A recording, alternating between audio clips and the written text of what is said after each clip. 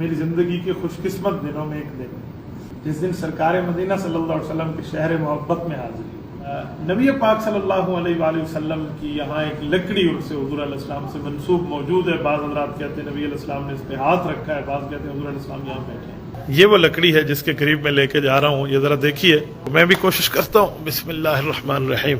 اور یہ وہ تاریخی مسجد ہے جس میں آپ حضرات سن چکے ہیں، پڑھ بھی چکے ہیں۔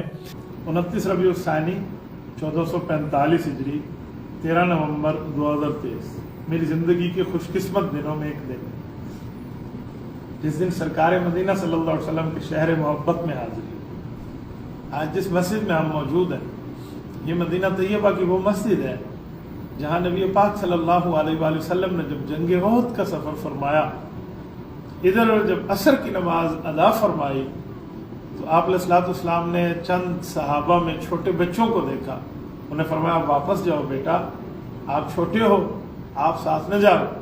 تو جن دو کو واپس بھیجا ان میں سے ایک کو اجازت ملی تو ایک صحابی نے عرض کیا کہ رسول اللہ میری اس سے کشتی کرا دو، اگر میں اس پر قابو آ گیا تو کہتے ہیں ان کی کشتی کرائی گئی تو دونوں وہاں شریک ہوئے۔ یہ وہی جگہ ہے جہاں حضرت عبداللہ بن عمر بھی بچے ہونے کی وجہ سے واپس کیے گئے تھے، حضرت ابو سعید خدری رضی اللہ عنہ بھی واپس کیے گئے تھے۔ وہ مسجد ہے، اس مسجد میں مسجد درعا کہتے ہیں اسے، یعنی کہ وہ جو ذرا پہنی جاتی ہے۔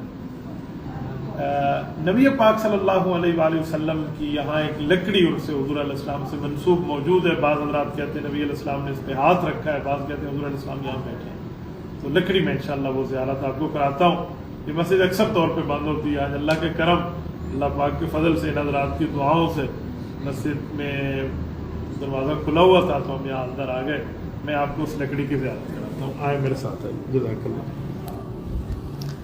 یہ وہ لکڑی ہے جس کے قریب میں لے کے جا رہا ہوں، یہ ذرا دیکھیے، یہ لکڑی مبارک ہے، 1400 سال پرانی لکڑی ہے۔ رسالت مآب علیہ الصلوۃ والسلام نے اس لکڑی کے اوپر کہتے ہیں کہ نبی پاک صلی اللہ علیہ وآلہ وسلم نے اس کے اوپر آرام فرمایا، بیٹھے، ہاتھ مبارک لگایا۔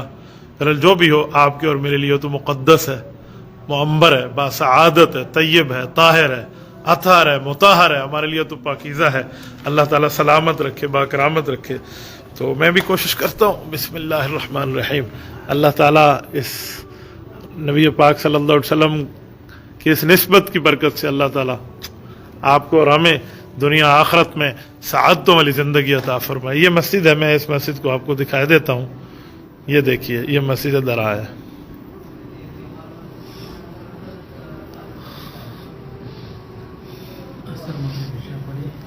نبی پاک صلی اللہ علیہ وسلم نے عصر، مغرب اور عشاء کی نماز یہیں پڑھی، اور یہاں سے پھر آگے آپ علیہ الصلوۃ والسلام تشریف لے گئے۔ آگے ایک مسجد استراح ہے جہاں نبی پاک صلی اللہ علیہ وسلم کی عادت ہوتی تھی کہ جب بھی شہدائے احد کے پاس آتے تو یہاں پر راستے میں آرام فرمایا کرتے۔